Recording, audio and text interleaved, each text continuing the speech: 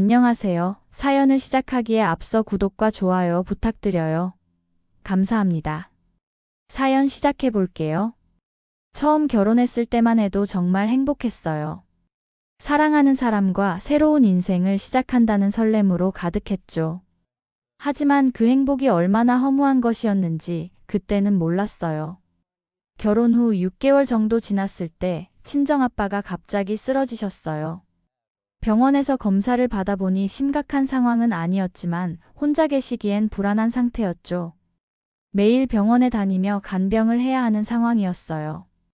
저는 당연히 아빠를 우리 집으로 모시고 와서 돌봐드리고 싶었어요. 몸이 좀 나아지실 때까지만이라도요.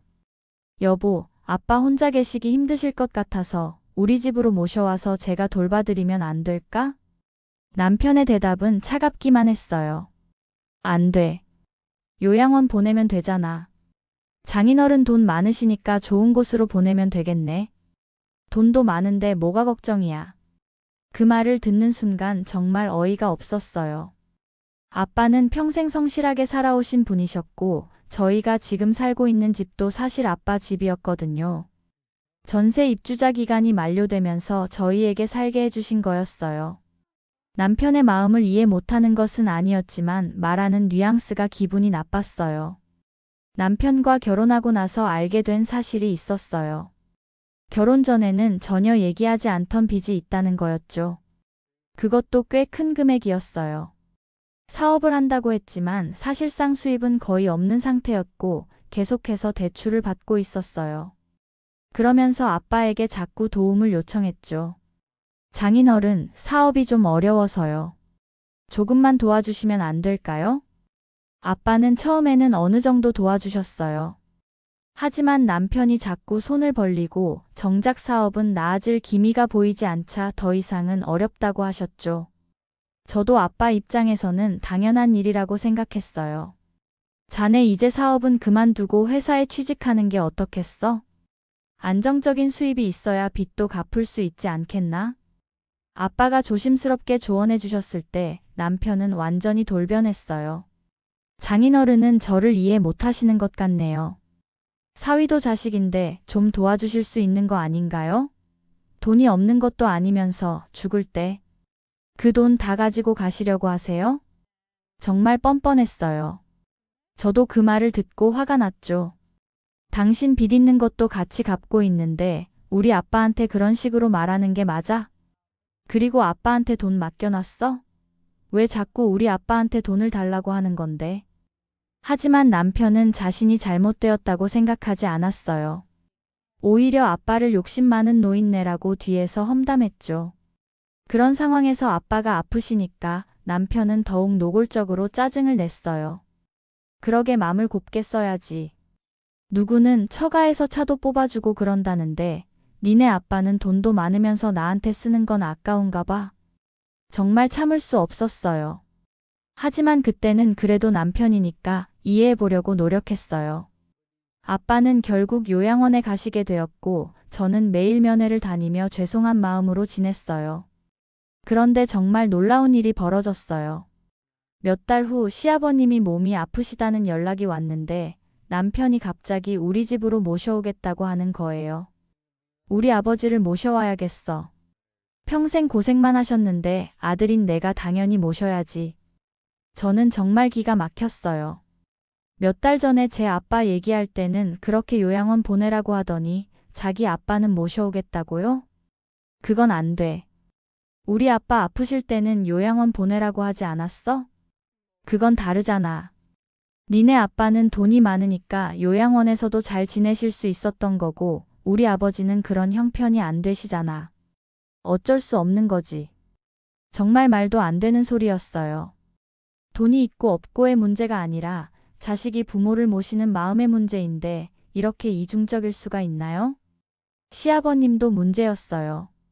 남편이 힘든 상황인 걸 아시면서도 저에게 돈 얘기를 하시는 거예요. 우리 아들이 힘들어하는데 네가 좀 도와줄 수 없겠니? 니네 집 잘 산다며. 네가 돈 좀 마련해봐라.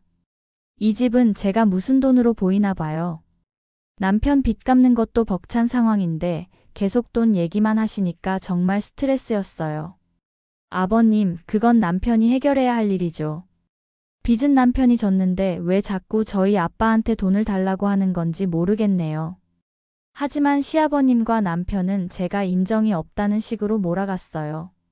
남편은 아예 통보하듯이 말했죠. 어쨌든 우리 아버지 모셔올 거야. 그런 줄 알아. 정말 화가 났어요. 제 의견은 전혀 묻지도 않고 일방적으로 결정해버리다니요. 네 아빠만 아빠야? 우리 아빠. 아프실 때는 요양원 보내라고 하면서 시아버님은 모셔오겠다고 하는 게 말이 돼? 그건 상황이 다르다니까. 우리 아버지는 요양원 보낼 돈이 없어서 안 되는 거고 니네 아빠는 돈 많잖아. 그리고 우리 아버지는 여태 고생만 하고 사셨어. 이제 내가 좀 모시겠다는데 그걸 못 도와주냐? 돈의 문제가 아니라는 걸 왜 모르는 걸까요? 부모를 사랑하는 마음은 다 똑같은 건데 이렇게 차별할 수 있는 건가요? 그날부터 며칠 동안 정말 치열하게 싸웠어요. 그 과정에서 남편의 진짜 모습을 보게 되었죠. 평소에는 괜찮은 사람인 줄 알았는데 화가 나니까 정말 무서운 면이 나오더라고요. 첫째 날 남편은 소리부터 지르기 시작했어요. 아예 대화 자체를 거부하면서 일방적으로 소리만 질렀죠. 아버지 모셔오는 게 당연한 건데 왜 반대하냐면서 저를 이기적인 여자라고 몰아갔어요. 그러면서 우리 아빠 얘기까지 꺼내더라고요. 돈 많으면서 사위 도와주지 않는다고 정말 인색한 사람이라고 욕하는 거예요. 둘째 날은 더 심했어요. 남편이 저녁에 술을 마시고 들어와서는 아예 험한 말을 쏟아내기 시작했어요. 저를 향해 온갖 욕설을 다 했죠. 시집온 주제에 감사할 줄 모른다고 자기 아버지도 제대로 모시지 못하면서 무슨 며느리냐고 소리쳤어요. 그러면서 갑자기 벽에 주먹을 치더라고요. 벽에 구멍이 날 정도로 세게요. 정말 무서웠어요. 셋째 날 밤 상황이 최악으로 치달았어요. 저는 냉정하게 말했어요. 우리 아빠한테는 맨날 돈이나 달라고 하면서 아프다 할 땐 요양원 보내라고 하더니 이제 와서 아버님 모시라는 건 너무한 거 아냐? 아버님도 요양원 보내드려. 당신이 벌면 되잖아. 그 순간 남편의 얼굴이 완전히 일그러지더라고요. 그러더니 갑자기 식탁 위에 있던 물건들을 바닥에 내던졌어요. 그리고는 저에게 달려와서 어깨를 거칠게 잡아 흔들었어요. 정말 이때부터 공포를 느꼈어요. 남편의 눈빛이 완전히 달라져 있었거든요. 이성을 잃은 것 같았어요. 저를 밀치면서 온갖 욕설을 퍼부었죠. 그러면서 우리 아빠한테까지 온갖 험한 말을 다 했어요. 정말 들을 수 없는 말들이었어요. 넷째 날은 더욱 끔찍했어요. 아침부터 남편이 저를 째려보면서 말도 안 했어요. 그러다가 저녁 때 다시 터졌죠. 이번에는 아예 저를 벽으로 밀어붙이더니 얼굴 앞에서 소리를 질렀어요. 침까지 튀기면서요. 정말 역겨웠어요. 그리고 마지막 날 제가 참다 못해 제대로 말했어요. 이 집 우리 아빠 집이잖아. 양심도 없이 우리 아빠는 요양원 보내라더니 우리 아빠 집에서 아버님을 모시겠다고? 그렇게 모시고 싶음 네 집에서 모셔. 우리 아빠 집에서 모시지 말고. 그 말을 듣자마자 남편이 완전히 돌변했어요. 갑자기 식탁을 발로 차더니 저에게 달려와서 목을 조르기 시작했어요. 정말 세게요. 숨이 안 쉬어졌어요. 그러면서 입에서 나올 수 없는 말들을 계속 뱉어댔어요. 정말 죽을 것 같았어요.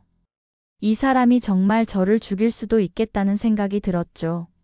간신히 몸부림쳐서 벗어났는데 남편은 여전히 화가 풀리지 않은 상태였어요. 거실에 있던 의자를 발로 차고 벽을 주먹으로 치면서 계속 소리를 지르더라고요. 그리고는 문을 쾅 닫고 나가버렸어요. 그날 밤 혼자 남겨진 저는 정말 떨렸어요. 목이 아팠고 온몸이 아팠어요. 그리고 무엇보다 무서웠어요. 이렇게 살다가는 언젠가 정말 큰 일이 날 수도 있겠다는 생각이 들었어요. 남편이 저를 목 조른 것도 처음이 아니었거든요. 화가 나면 물건을 던지거나 소리를 지르는 일이 종종 있었는데 점점 심해지고 있었어요.